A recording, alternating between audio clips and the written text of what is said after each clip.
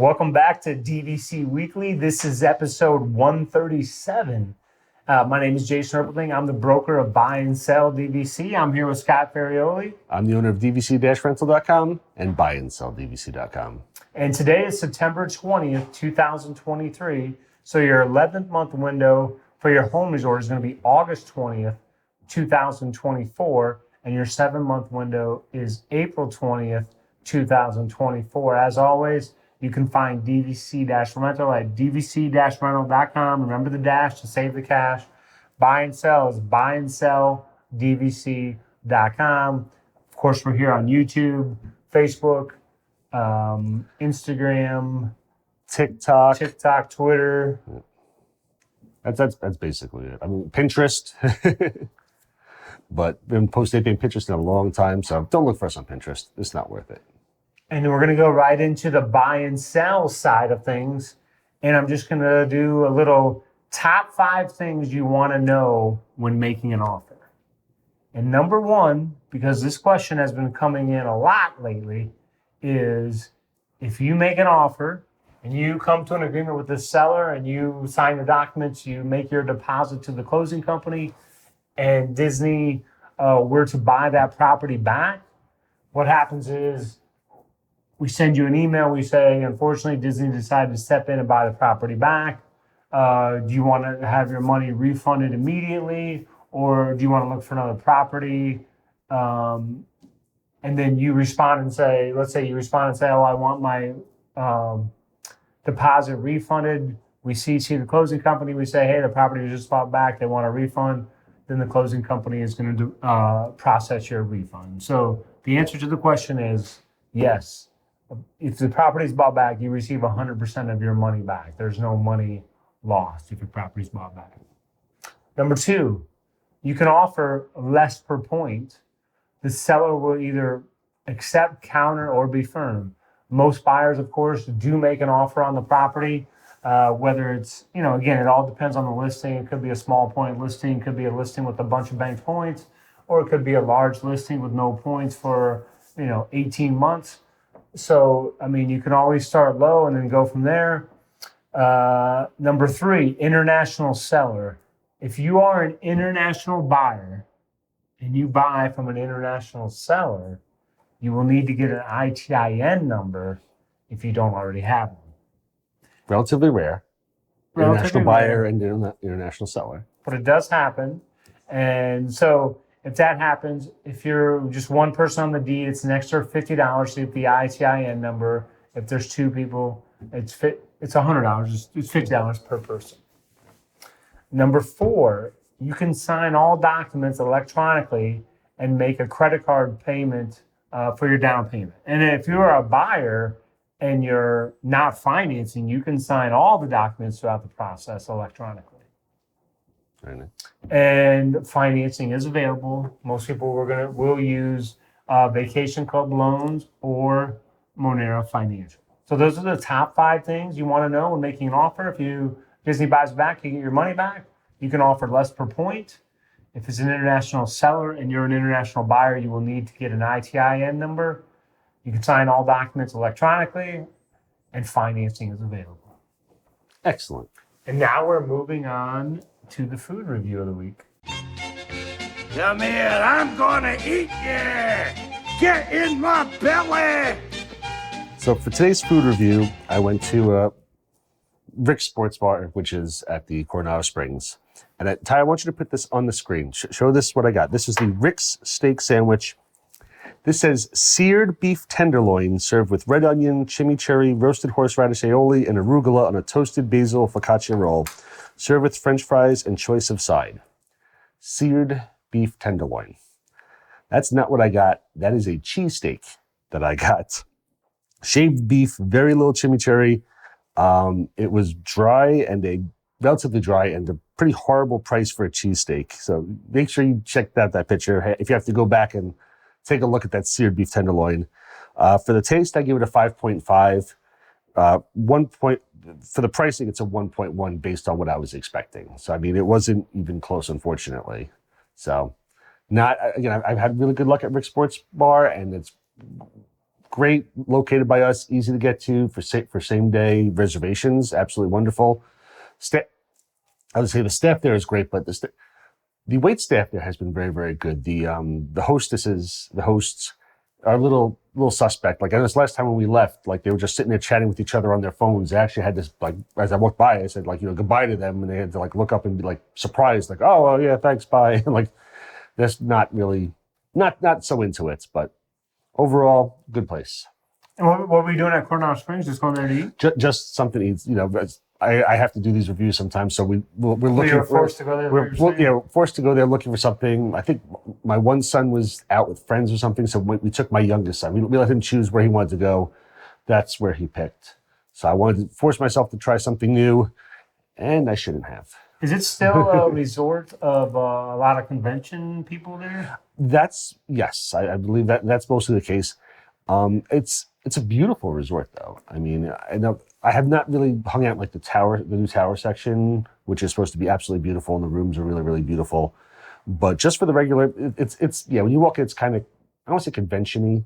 I mean, there's big hallways that you can see, like, lead to convention rooms and stuff. But, like, I've gone 3 or 4 times in the last year, and I've never seen a person walking around in a suit or a tie or anything. So I haven't really seen a lot of conventions happening. I know they're there. But when I've gone, it's just been regular vacationers, and it's a very beautiful resort. You should definitely check it out sometime and check out. I mean, I haven't been there probably since 2001, so it's been a little bit. It's been a little bit, but that was always the resort where you had the most people asking questions. Like, they didn't. I need to say this correctly. They didn't have the most knowledge of the Disney of all the resorts, it seemed like. But that makes sense, because you figure other families there on vacation, they're Disney people. A lot of these people are down there for business, and maybe they're, like, just checking it out, walking around, kicking the tires as they go by, but they're not really Disney people and don't know what to expect. But it was always a nice place, though. I mean, I like it there. Yeah, it's very nice, and I do enjoy Rick's. It's a fun place, but this was not a hit so far.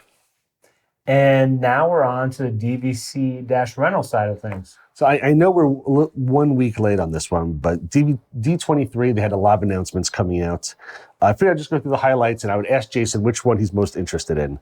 So the first, this is, I chose the, like, top 10, we'll say. So Ahsoka will be becoming part of the Star Tours attraction. Any updates to the Star Tours attraction is pretty good. I like that. Not good. Hatbox Ghost is going to be coming to the Haunted Mansion in November. Are you familiar with the Hatbox Ghost? I'm not, no. Okay. I disappoint the whole audience? You disappointed everybody, but not know who the Hatbox Ghost is. It's a main character in the new Haunted Mansion movie that's out in theaters, or possibly out of theaters by now. It probably didn't last very long. I saw it in the theaters. It was okay. There's a new act and songs coming to the Country Bear Jamboree. They're going to do, like, a country twang to Disney favorites now. So I know that's going to upset a lot of people.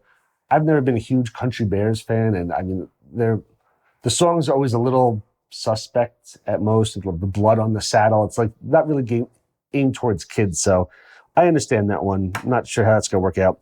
There's going to be a new pirate-themed lounge coming to Adventureland. So it's supposed to extend the, like, Pirates of the Caribbean like storyline, and there's going to be a new lounge coming in.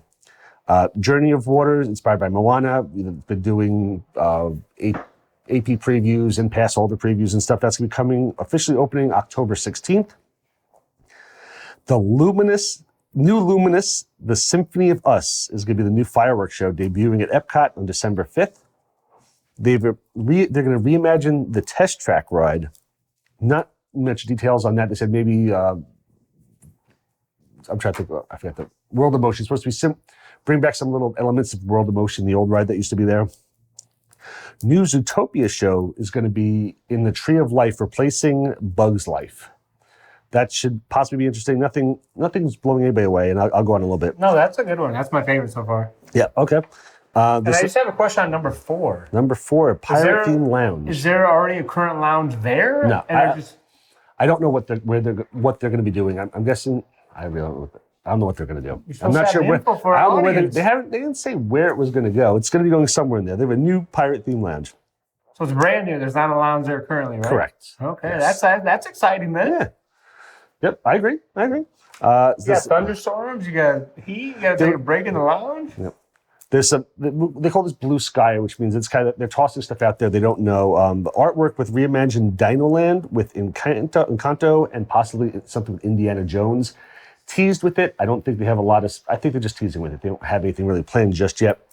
And then Soarin' over California is going to be returning to Epcot temporarily. Now that, remember, it used to be Soarin' over California, then they replaced it and they made it international. And now Soarin' over California is only in Disneyland. So I've seen it in Epcot, I've seen it in Disneyland. That's coming back. Nothing really exciting. They also mentioned that there's a lot of room behind Big Thunder Mountain, and they're going to possibly do something with that that's going to be like Pandora sized, or the Star Wars land size. So they're teasing that something could be coming, but they didn't give any details at all. And truthfully, a lot of people are upset that with Universal releasing the new Epic Universe coming out and their new stuff, that Disney's just not doing enough to compete with them. So what are you excited by some of these? I'm excited number 8. Number 8, the replacing Zootopia? Bug's Life.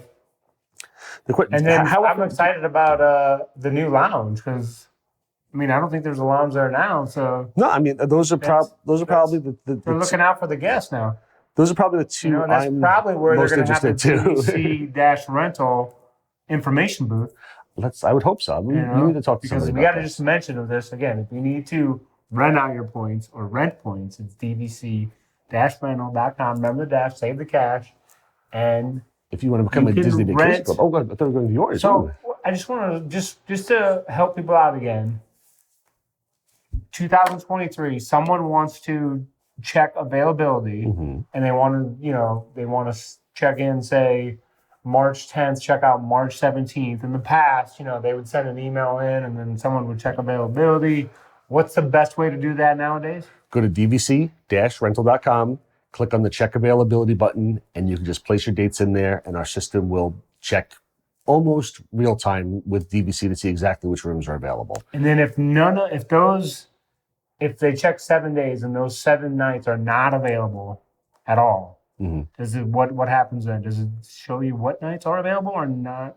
It will not show you. It'll just say that it's sold out. Technically, there's a button where you can check for partial availability on the side as well, and now pull up the whole chart of the month and show you exactly which days are available of the 7 you wanted.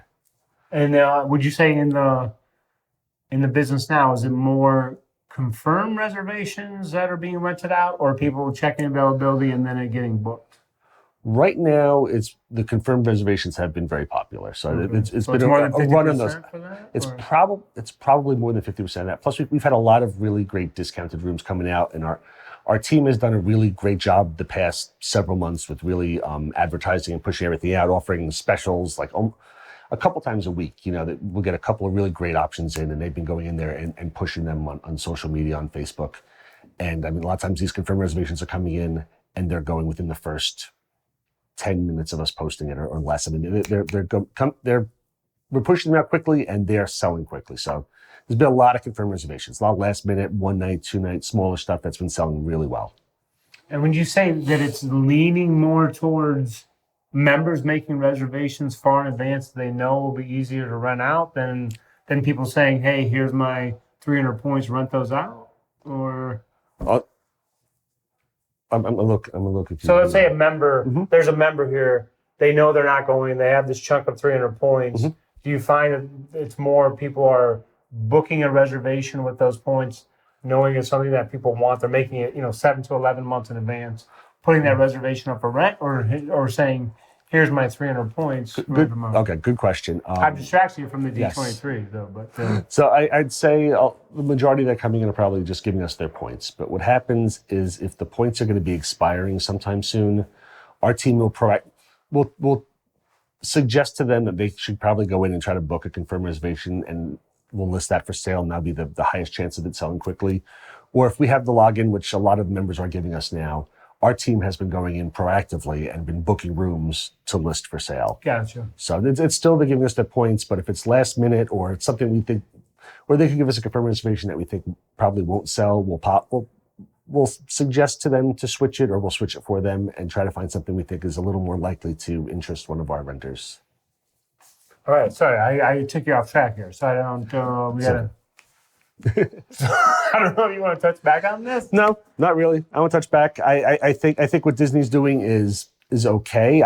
Some of these are interesting. There was more than this, but like Figment's come back to do meet and greets and stuff. But I tried to pick the 10 that I thought were like the bigger, more exciting ones, and a lot of them aren't that exciting. They're okay. There's a couple you go, okay, oh yeah, that would be cool. Zootopia instead of Bugs Life. Bugs Life's a pretty cool show. I'm looking forward to something new with Zootopia. It's not that hard to sit there and switch a video. But it's like everybody, I think, is kind of waiting on Disney to do something, to expand and new rides. Like the Moana that's going to be opening. It's just a walk-through water area. There's the Disney people want. I'm more. sensing you need more. They've done more stuff recently. Like Guardians of the Galaxy just came out somewhat recently, and Tron. So there's been some bigger stuff. So I hope the fans wouldn't be too upset. But I understand what they're saying when they go, Epic Universe is coming out. They've got a whole new park. And I'm sure it's going to be pretty awesome. I'll check it out at some point. But I guess the fans just want a little bit more. And I feel like there's been a lot of bad news and bad feelings with Disney over the past year or so with politics and everything. I think people just were waiting for a big wow factor. And I think a lot of people just felt that they didn't get it. But there are a lot of people who are very happy about this. And it's a decent change. There's some cool stuff in here. But I think people were just waiting for the wow thing. And maybe there is something wow coming to Magic Kingdom behind Big Thunder Mountain, but they didn't give us anything towards that yet. They just teased that, hey, there's a lot of room back there and something big could be coming. But, that's not enough to keep everybody happy. That's an interesting way to end the show. Yes. Disney needs a wow factor. Yes, they definitely need a new wow factor. Because Guardians of the Galaxy makes me sick. Thanks for tuning in. We hope you enjoyed the show. We hope you learned some new things today. You didn't learn anything. If you take one thing away, avoid the steak sandwich at Rick's. It is a cheesesteak, and I don't even know to mention, it was $21. It was $21 for a cheesesteak sandwich with some like basic fries, no seasoning, just basic fries and a cheesesteak sandwich, $21. That should be like $10 to $11. Thanks for tuning in. We'll see you next week. We love you guys. Thank you.